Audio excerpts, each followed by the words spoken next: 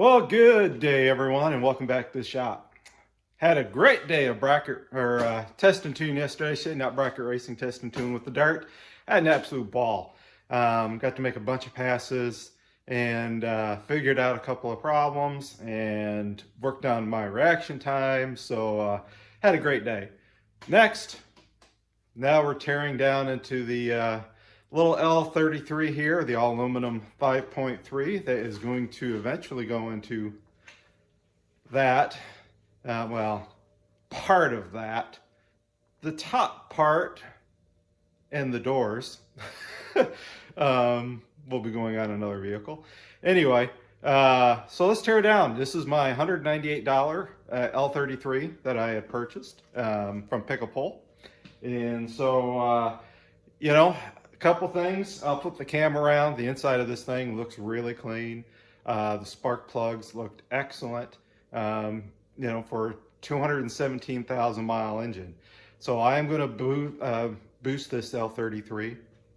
So I'm thinking I'm going to go with the LS, I think, what is it? They're LS9 head gaskets.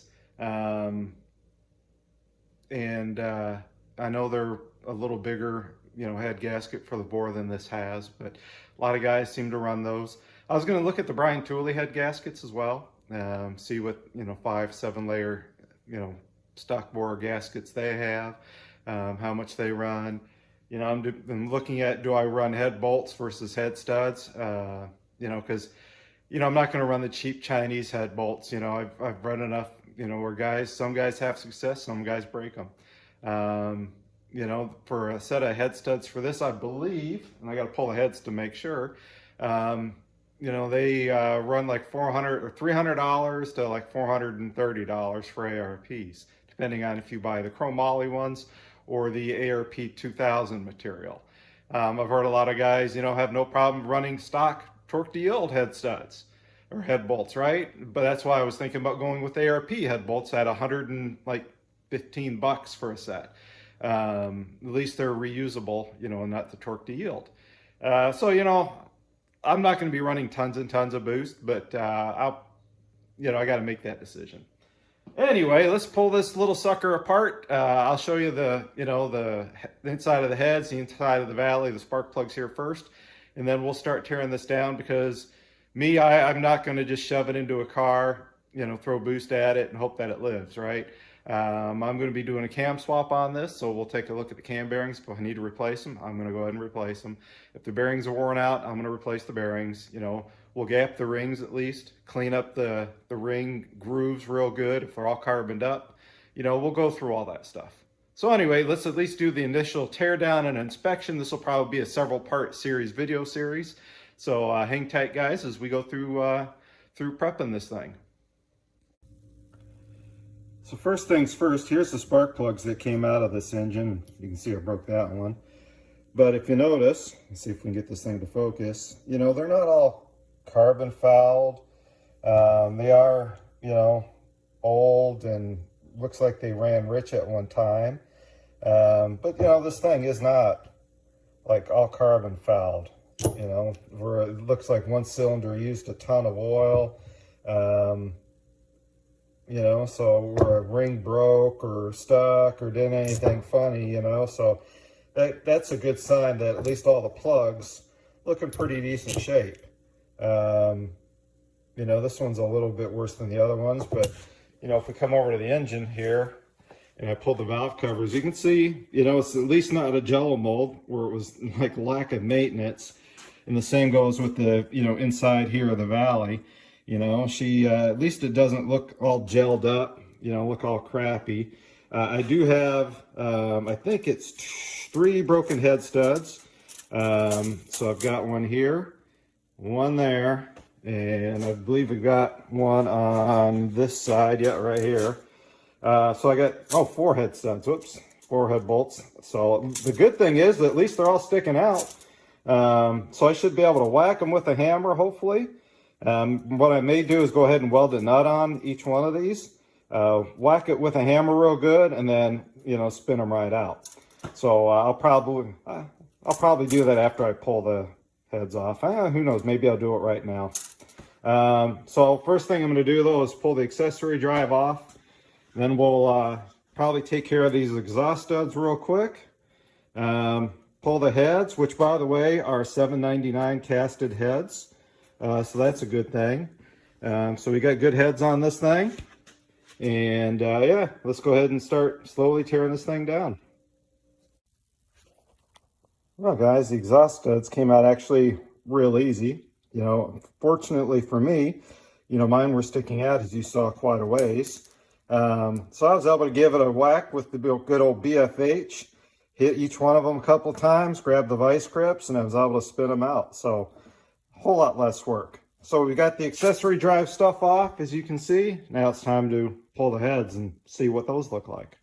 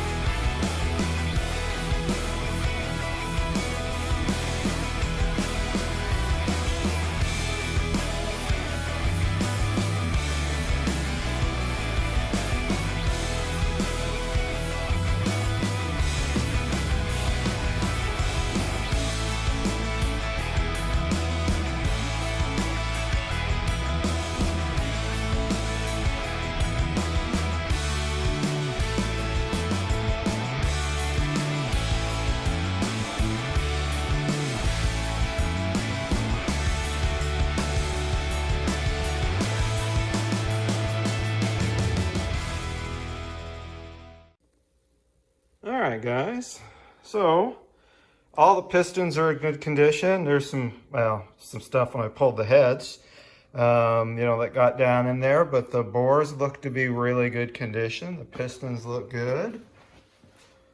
You know, obviously they're carboned up a little bit, so we'll get the carbon cleaned off of those things. But so far, so good. If we come over here and look at the heads themselves, you know, you can see other than some carbon buildup, you know, the valves look to be in good condition. Flip this one over again. You can see the valves all look to be real good condition. You know, a little bit of carbon buildup there. So, you know, overall, I'd say these heads are in really good shape. We'll do, we'll clean them up. We'll do a valve lash on them, put some new valve springs in, just kind of freshen them and clean them. So I will admit these heads are, I'm surprised at how light these aluminum heads are compared to the aluminum heads on the Dart. The Edelbrocks are quite a bit heavier. These are actually really light. I was really surprised. Just saying, be ready for a mess when you flip the engine over, right? If it's still got a lot of coolant and some engine oil. I need to see what I need to do to get the harmonic balancer off this thing. But for right now, I'm going to pull the oil pan off and you know, we'll take a look at a couple of bearings. All right, guys, and here's what the bottom looks like. I removed the nuts for the windage tray. I still need to do it for the oil tube pickup. But I just wanted to give you a quick look of what it looks like, pretty much unmolested, before I pull it apart here. And we take a look at, you know, a couple of main caps, and we'll pull one of the caps off for the crank, and we'll take a look at it and see what the bearings look like. And there we go, guys. And you can see what she looks like. She's definitely needs to be cleaned up real good. She's a little varnished. I have to figure out, you do not know anything about LSs. I'll be the first to admit it. I need to figure out if this is 24 tooth or 58 tooth setup. The Holley setup I have is a 58. So, you know, if that's a 24, I'll need to convert the wiring for that. Not a biggie, but let me go ahead and pull off one of these bearing caps here. And we'll take a look at a bearing here, and, you know, we'll look, maybe spin the engine over, look at one of these caps, and then we'll pop off one of these main caps. We'll see what the bearings look like for one of the main caps here. And then, you know, like I said, I still need to do that so I can pull this apart, and we'll pull the cam out. So guys, I pulled this first rod bearing, and look at that. Man, she looks in really good shape. So whoever must have owned this at least did some decent maintenance on it, because that bearing looks really good. So I'm going to pull a couple more and we'll take a look. All right, guys, you can see here's the last, you know, main bearing, or sorry, rod bearing. And notice again, it is super clean. You know, the journal on the crank looks to be in great shape. So we're gonna, I think I do not need to order any bearings. Like I said, I'm gonna pull this whole thing apart. But first, I need to kind of clean and organize a little bit. Figure out how to pull that thing off. And then I'm gonna go ahead and pull all the pistons out, pull the crank out, and then do a bunch of cleaning on this thing. Do a little ring gapping. And then I think I'm gonna go ahead and reassemble the crank and the pistons back in the block. And then from there, you know, we'll do the upgrades. Probably put brand new lifters in, just because, again, 217,000 miles. You know, you'll notice on the ends here, you know, they could get hung up because they're just varnished really bad. You know, cranking this thing to 7,000 RPM. You know, I don't want to have a lifter hang up on me and give me a problem. So it's cheap insurance to replace the lifters. The bearings look great, so I don't see any need to replace the bearings. I am probably going to, I do have a trunnion kit for the rockers, so I'll clean up the rockers and do the trunnion kit to it. I'll probably upgrade the push rods. It's cheap insurance for $100. I do have pack 1218 springs I'm going to put in as well. I will need to get a different oil pan than the truck oil pan. It would fit in what I'm going to build, but the bottom of the oil pan hangs down too low. If you hit something, it'll crack the pan. So we'll run a different oil pan on this. And then, like I said, head gaskets, studs or bolts, make that decision. And then we can put the new cam in, check the cam bearings, see if we need to do anything with that. And I think that will do it. You know, and we'll have an engine. I will put on an SFI balancer at some point. You know, so I'll build the whole engine without a balancer until I'm ready to actually put it in the car, get the car running, and take it out and do some racing with it. So I won't buy the balancer right away. But anyway, let me finish cleaning this up first, organizing, you know, this mess a little bit more. So then I can tear the pistons out so I can put them back in the hole that they came out of. You know, and I just want to mark the pistons 1 through 8. You know, I don't need to mark the caps because being hydrocrack caps, you know, what I mean by that is if you look real close, see how they're not a finished surface here. So you need to make sure you put the caps back on the right end, the right way, otherwise they will not align. And it's pretty easy to notice. Usually there's a pretty big imperfection in the one end of the cap where you can match it up and align it pretty easy. So for example, I believe this end goes here if I remember right. So when I get it out, I'll take a closer look at it. But now I'm gonna, you know, I'll probably go ahead and knock the pistons out at this point in time, or run to AutoZone and get me a puller to pull that off. All right, guys, got the harmonic balancer pulley off. So I rented this guy from AutoZone. Nice little 3-jaw puller. The only problem is, you know, this is not long enough, right, to reach the crank snout.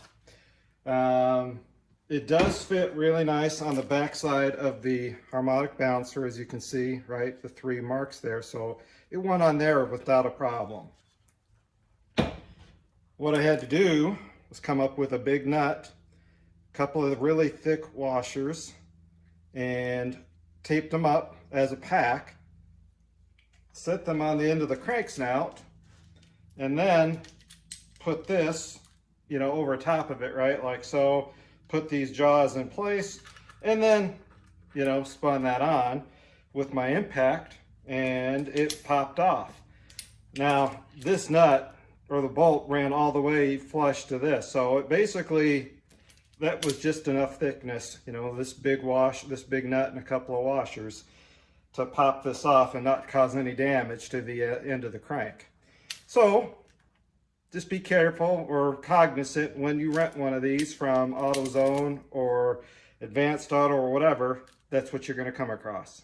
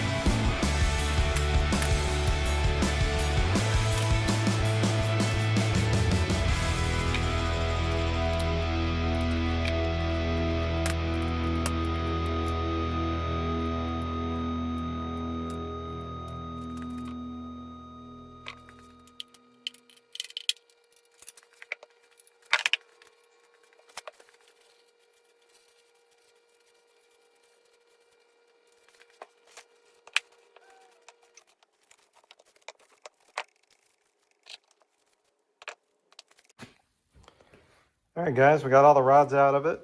You can see, you know, the crank looks really good. And what's really nice, right, is I can spin this thing over by hand. So I know the bearings, you know, in here are going to be in really good condition as well. So I'll decide if I'm going to pull that apart or if I'm just going to clean this up a little bit while it just sits in there. You come over here and you notice, and they flip, you know, look at the rod bearings here. All the rod bearings look to be in real good condition. You know, really nothing went through them at all. You know, this one had a little bit go through, but you know, all of them are really clean. You know, there is some carbon to be cleaned up here. You see a little word on the skirt there, but otherwise, you know, these are really good. Like I said, I'll clean, you know, the dome up. We'll get that cleaned up. We'll go through and clean some of these rings up and regap the rings as well. All right, guys, so the other thing I did is I just kind of wiped out the cylinders a little bit so you can see down in there how they look. You know, all the cylinders look good. There's no rust where this thing was sitting. You know, I don't see any major grooves anywhere. You know, so just at a quick glance, like I said, this is a great block and pistons and everything that I can use. So what, like I said, I'm going to do is let me go ahead and get the timing cover off now and the crank out, and then sit down and put together a parts list. All right, guys, we got timing cover, as you can see, pulled. You know, there's the oil pump down there. Timing chain, you know, set is over there. Camshaft is sitting right here. The good news is it came right out and it left the cam bearings in place. So taking a look at the cam bearing, yeah, you can see the top of it doesn't look the best. The bottom of it actually looks pretty decent, not horrible. I really can't tell what the rest of them look like just yet. You know, it's kind of dark in back in there. Anyway, we'll get the crank pulled out and then see if I can get my hand down in there, clean the, clean the cam bearings up, take a look at them, see what kind of shape they're in. Here, get this out of the way a little bit. You know, maybe we can see down in there. Yeah, not really. Anyway, let me get the crank out of there so we can shine the light down in there better, and we'll take a look at the cam bearings. So as you can see, the all the main bearing, or the crank looks great. You know, for the main bearing surfaces, those look really good. The caps came out with no problem. You can see here's number 3. The bearing looks really good. Thrust surface looks really good. The only one that I saw a little concern about was number 1 here has a little bit slight amount of pitting in it, which is a little weird. So I'm going to take a look when I lift the crank out here in a second and see what the other bearing half looks like. But otherwise, you know, this crank spins over beautiful, you know, like butter. You know, so I'm going to take it out and then we can take a look at the cam bearings. All right, guys, now you can get a better look at the cam bearing. So here's the front cam bearing. A little roughness there. You know, the second one back looks better. Third one back, looking pretty good. You know, fourth one back, not too shabby. Clean it up a little bit more. You know, and the last one looks pretty darn good as well. So all in all, I have to say the cam bearings are in real good shape. We'll just slip the new camshaft in there and let her go. So some of the next steps are to clean the block up here. I want to clean the inside up this gunk a little bit. We'll clean the outside of the block up. I am going to paint it. You'll have to wait and see what color. Clean the crankshaft up. You can see all the, you know, varnish from the oil over the years. So I want to clean the crank up, clean the crank trigger wheel, clean the, you know, the main bearing caps up, clean the pistons up real good. These supposedly are floating pistons. You can see the little retainer clip there. So if I want to, I could slip that out, clean these up real good, and then put it back together. I am going to have to remove at least the top ring out of the way, so I can, you know, open up the gap on the pistons.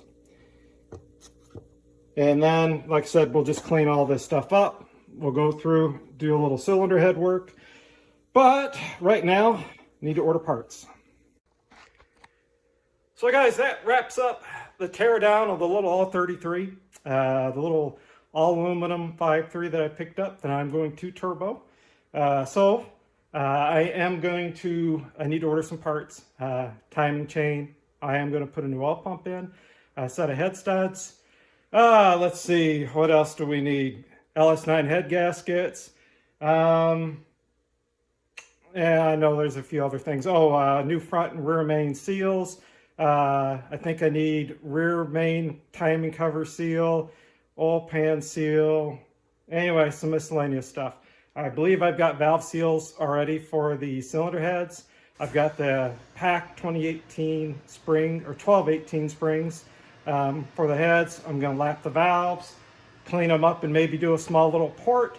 There's an area there that they say you can gain quite a bit of flow from just cleaning those areas up a little bit. So I go ahead and maybe do a little flow work on the heads. And, you know, like I said, just clean everything up. You know, I will have several videos, you know, on a video series, if you will, you know, gap the rings for boost. You know, we'll reassemble the short block, you know, do the cylinder heads, you know, put the head studs in, bolt the heads on, you know, that kind of stuff. So anyway, this is part one, you know, of the building this little L33 for boost. You know, I'm going to turbo it, probably a 78, 75 turbo. And, you know, we'll talk about what cam I'm going to use in the cam specs and, you know, that kind of stuff here as we go on. So with that, guys, thanks for watching. We'll see y'all in the next upload. Have a good time in your shop. Take care, everyone. Bye.